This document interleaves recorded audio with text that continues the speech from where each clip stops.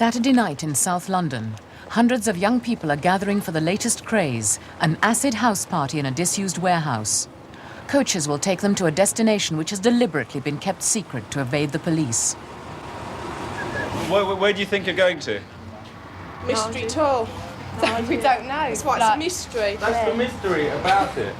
This is acid, man. Acid house music has been described as a sinister and evil cult which encourages young people to take drugs. One person has died after taking ecstasy, a drug associated with the music. But few people know where the acid house craze came from and how serious a threat it is to young people.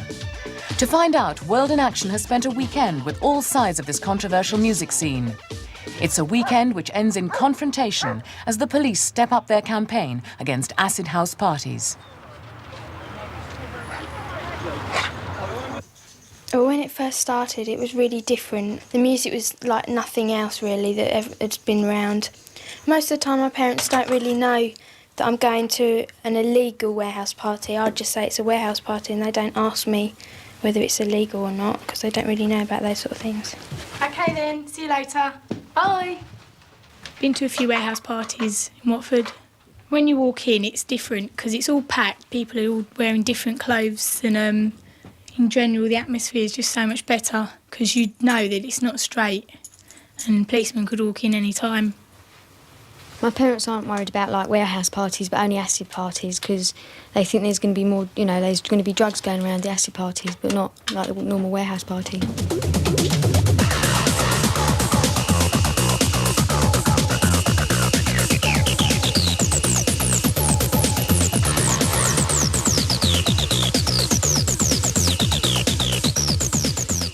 I like acid because it's all freaky, you can move around a lot to it. Clothes are all loose, it's just generally a laugh. You can dance in clothes that are related with acid because you can just wear jeans and trainers and all that sort of thing. They're not stupid like things like tight skirts and high heels.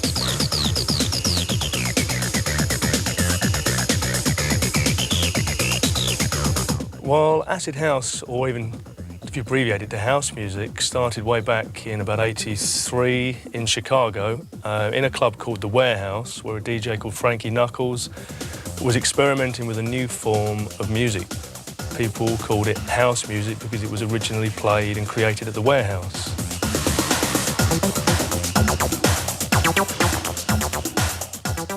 But in Britain, it was immediately assumed that the music was linked with drugs because of the use of the 70s smiley symbol and the term acid, which can refer to the drug LSD. Acid house, as we know it now, is a slang term from Chicago, which actually means sampling. The Chicago producers and artists used to call it acid burning when somebody had taken a line or sampled a piece of somebody else's record and used it on their own production. That's where the term acid house came from.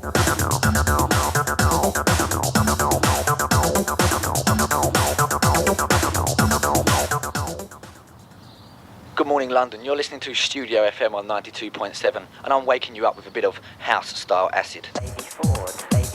We've been hearing a lot lately in the press about how bad acid music is. We know different. We know it came from Chicago about 2.5 years ago. We know the music is good and that we all enjoy it. London is pumping at the moment to the sound of acid beats. Also in Manchester, the beat is sounding hard as well. The music is firing, and this goes out to the newspapers and the media. Acid isn't all bad. Sometimes you wear smiley T-shirts and that, like we went up Camden, we saw them all and we thought, yeah, but then everybody started wearing them, so we didn't bother wearing them then. So acid badges and that. The pop music scene has always been linked with drug abuse, and concern increased when some acid house fashions appeared to encourage young people to experiment with drugs, particularly one known as Ecstasy. No, I don't know that. Hugh Duffy advises the Health Education Authority about drug abuse. He's been gathering information on ecstasy from officially backed drug advice centres. It's not as dangerous as other drugs that create physical dependency. Its dangers are primarily to do with the psychological and physical effects. Ecstasy is a non-addictive stimulant which was first developed in 1914 and has been used to help patients with psychological problems. But there are fears that it can cause brain damage. 3 years ago, it was made illegal when people started abusing it. With sustained use, it can cause exhaustion. It can cause people to become anxious. And in a combination, the anxiety coupled with contact with emotions and feelings that ordinarily they haven't been in contact with can create depression. In early November, a young woman died after taking 2 tablets of ecstasy. It was the first death of its kind. The tragedy made acid house parties front-page news. The coverage gave ecstasy a similar profile as drugs like heroin and cocaine, which are responsible for hundreds of deaths each year. It is a serious drug of abuse. The actual misuse of it in this country, I must concede, there's certainly an increase this year. But it's certainly nowhere near the epidemic that has been portrayed. The media has tended to suggest that every acid house party has drugs. I mean, that's arrant nonsense, I would suggest.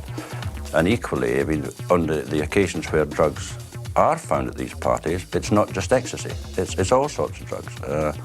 Any place where youngsters congregate, whether it be the local pub, I mean, you may well be able to get drugs there as well. They're no more likely to come in contact with dangerous drugs at an acid house party than they are in local pubs, local clubs, local discos. Young people, if they're looking for drugs, will locate the arena in which they're being sold in.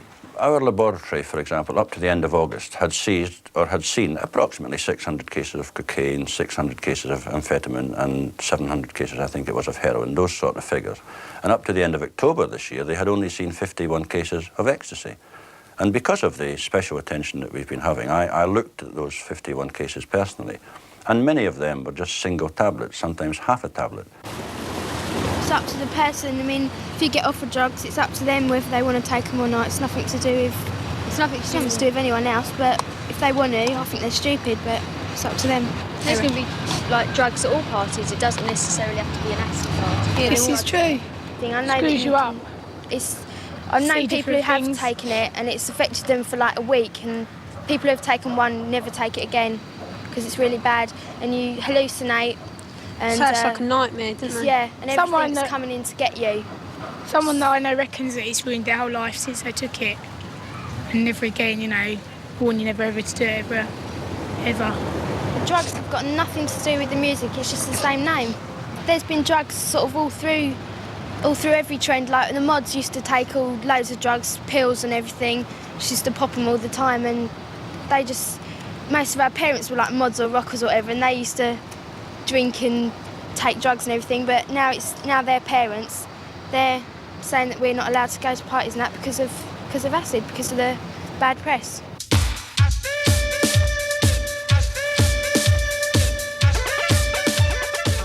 Acid music has had some commercial success, with records like this one, We Call It Acid by D-Mob, getting into the top 10. But the link with drugs has hindered their chances of further success. Gary Haseman, singer with D-Mob, says that since the controversy, 20 engagements have been cancelled. Acid, the musical phenomenon, only for the headstrong, makes you wanna dance, move, beat. Their video was shown twice on Top of the Pops and was then banned. The producer banned all records with the word acid in the title or lyrics.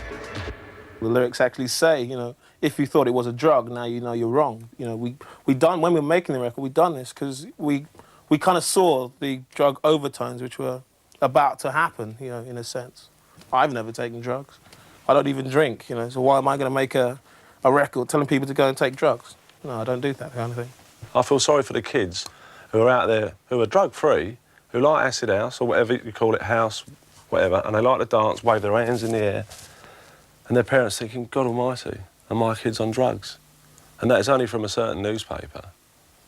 What would you say to reassure parents who are worried about letting their kids go out at night now? Well, if you've brought your children up properly and you love your children and you know your children, you'll know if they take drugs or not. You don't need acid house to make them take drugs.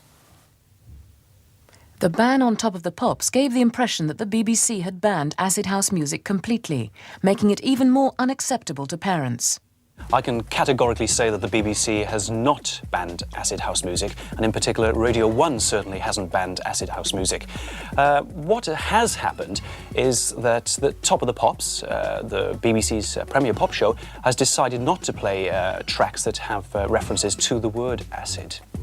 We, on the other hand, decided to carry on playing acid house music because we've been aware of this for some 14 months. It's almost a bit of a storm in a teacup, really, after quite such a time. And we understand what the true meaning behind acid house music and the term acid is in this particular genre of music. Is it once more a cynical exploitation of youth culture by the media, merely to generate headlines to sell newspapers? Some newspapers have called acid house music a sinister and evil cult which lures young people into drug taking. The message is certainly getting across. What do you know about acid house music? There's meant to be a drugs-related craze. Seems to be the most worrying thing. And where did you find that out? That was in the paper. Do you think it's anything to do with a certain religion, do you think? No, is it anything like that? No, it's more to do with a kind of a drug, isn't it? It's a drug. Yeah, well, those that take it ought to be ashamed of themselves. I presume they do frenzied dancing, that kind of thing. Probably out of control, not behaving like normally they would because they're under the effects of the drug. I've just read about it in the newspapers that acid house music, I assumed it was something to do with the drug scene. It must affect the brain in some way. Unless it's just the music that does it. All them lights flashing don't do you any good either, do it? I wouldn't even go in the pub where them lights are because they drive you mad, don't they? It's one of the biggest hypes that have come on the music scene in recent years. And it's the peripheral stories that go with it. Drugs, sex, sensation. Ted Hines is the Sunday People's acid house correspondent. He's one of many popular newspaper journalists who find it an irresistible story. You're now dealing with parties, 2 or 3 every weekend in both London, Birmingham, Manchester. 2,000-3,000 kids at a time. There's a great potential there, a lot of money involved, and I think money is the key to a lot of the people who feed off acid house, the people who organise acid house parties, and the drug barons, pushers, peddlers who flock in its wake.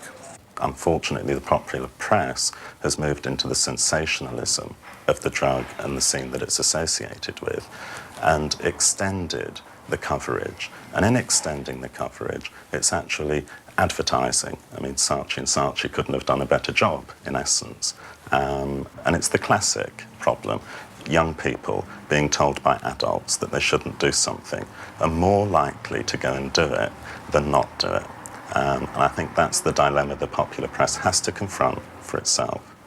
The hype is not from us. The hype is there in the acid house music itself. It will come and go. As I said, next year there could be something else. We are only reacting, not acting on the stories. It was this story that started the present outcry over acid house music. It appeared in The Sun, one of the most enthusiastic opponents of the craze.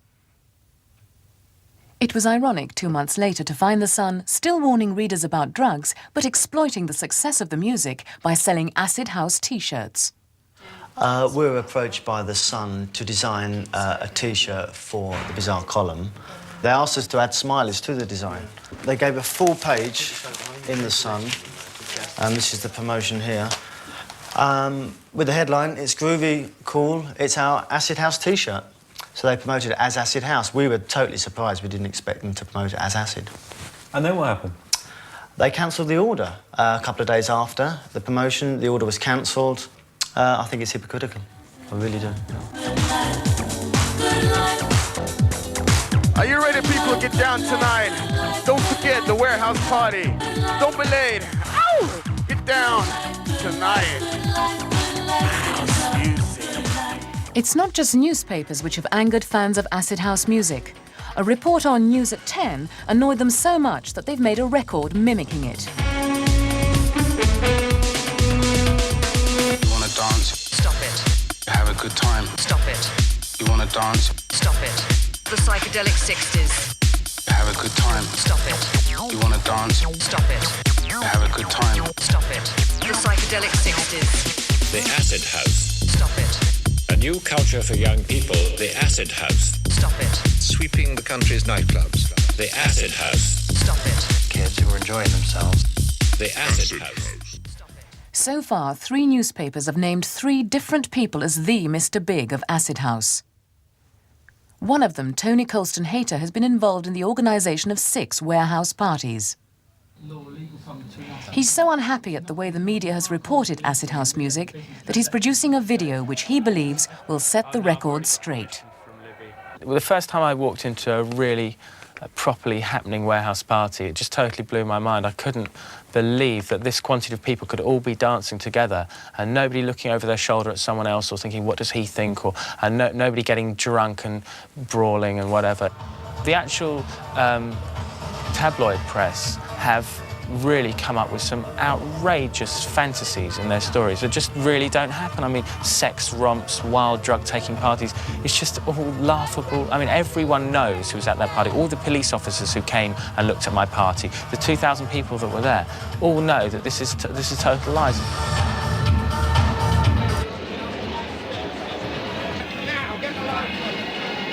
The police attitude to warehouse parties changed as press interest in them escalated. 4 weeks ago, Colston-Hayter's party in Greenwich attracted 3,000 young people. It also attracted hundreds of police.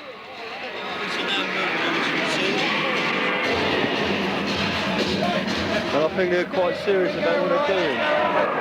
You can't do that. You can't do that. You can't be serious. How can you do that? Well, we're all enjoying ourselves. Yeah, we can see that. Yeah, so why aren't you letting it go on? Because we're enjoying the music. It's all about the music. It's all about the music. The whole scene. And the And only just reason, the only reason that you're sitting here now, the honest truth is the only reason you're sitting here now is because of the Sun that have literally developed their own story. I'm sure you know nothing about the rock business. I mean, I don't know much about police law, but the fact of the matter is there are very lights, sound crews, lasers, spotlights, heaters, people to take cloaks, people's coats in a cloakroom. There is free refreshment, there's security, there's fire exits. We don't want to discuss the whole matter with you. No, of course We've not. told you our point of view. Excuse me. And that's the reason why we're acting, as I've said. And one would hope, as reasonable people, as we are trying to be reasonable with you, We are as well. And that's exactly what we're just. I mean, okay, together we can come to a resolution. We can. That's why we're waiting for this phone to ring. We have tried to. We've given a little bit on our part. Yeah, exactly. We so really that you have a appreciate chance that. to do what you said that you were going to do. That's exactly what we're doing. But I mean, this to assist us to move these people from these premises to a safer area. Warehouse parties are now regularly being raided by the police. This party in Kingsbury, North London, was put on by a different organiser. A hostile reaction to the arrival of the police was quickly controlled by the disc jockeys.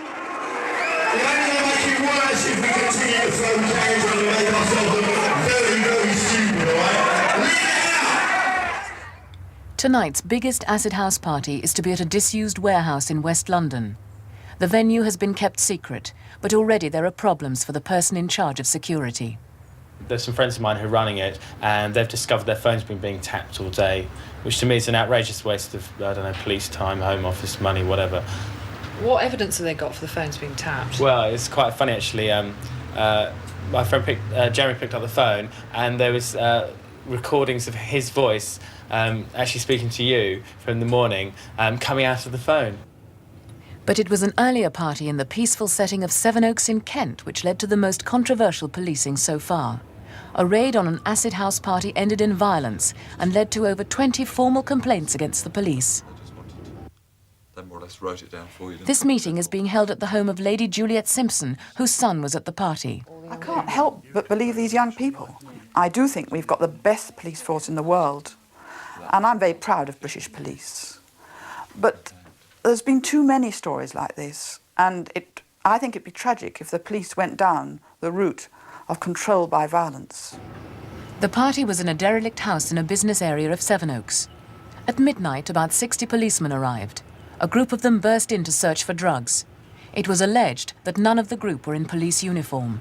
And the first thing I saw, what appeared to be was a bunch of hooligans coming charging through the door with big black sticks flailing in the air, shouting, "Get on the effing floor, you lowlifes." The people that didn't get on the floor immediately were just beaten on the floor, beaten to the floor. It was incredibly mindless violence. With me, they were physically hitting me, although not with clenched fists. They were pushing me in the face, hitting me around the ribs, and generally it seemed to me to be they were trying to provoke me. They were beating me as they took me out. They weren't just roughly handling me. And any policeman that I passed on the way were taking a good sort of potluck punch at me as well. They were manic in there, and it just terrified me and everybody who was there. I was really frightened. 6 people were charged with public order offences. Because of these charges, the Kent police declined to appear in the programme. They said that 3 policemen had been injured and denied that any police officer had used unnecessary violence. So far, nobody has been charged with drugs offences. Don't you think it's important that if the police fear that offences, whatever offences are being committed, that they should go in and attempt to do something about the problem? I don't think it was a situation to fear. The inspector from Sevenoaks has made this point in our local paper, that his young officers had to face a terrifying situation. Well, my response to that would be, there's nothing terrifying about going in somewhere and seeing people dancing and girls sipping wine. The police knew there was going to be a party, and they could have stopped it getting going by patrolling the grounds in the early evening, so the music wouldn't have been set up. Then there wouldn't have been a party. Instead, someone must have made the decision to let the party get going and then break it up. Some people involved in acid house music accuse the police generally of overreacting to the press stories. I don't think police overreact. I think we are faced with a situation that parents and social organisations read this publicity and say, well, what are police doing about it? There may be other considerations completely unconnected with drugs. I mean, one has to consider the possible fire hazards, the fact that people have got permission in the first place to be there. There are many, many other considerations that police have, as well as the drug situation.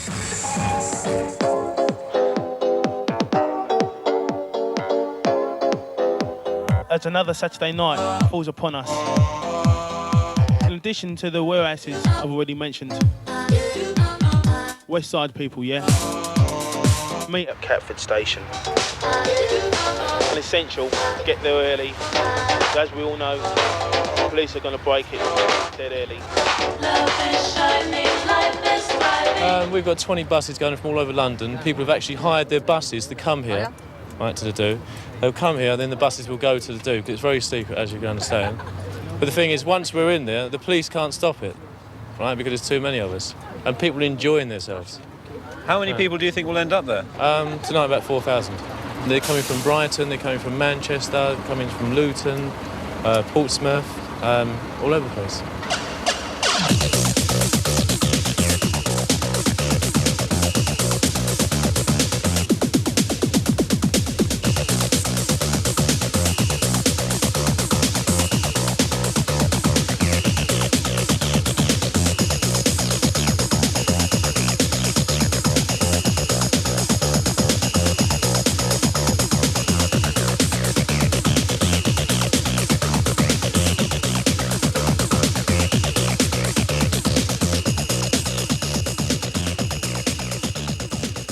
Only a mile away from the warehouse, the bus is intercepted by the police. The party's been closed down, finished. We know about it, it's all finished. We've taken it all down, completely over. OK, all we're trying to do now is get the people away from the area. Right. That's what the intention is, so now we're going to try and get the bus out, full stop. Why is the party finished? Because my inspector has said it's going to be finished. The party, if no one stands here right now, you're all going to go and get nicked. All right, if you fancy that, stand here and go and get nicked and go corpse mode if you want to. Dozens of police are already at the warehouse, stopping people from getting to the party.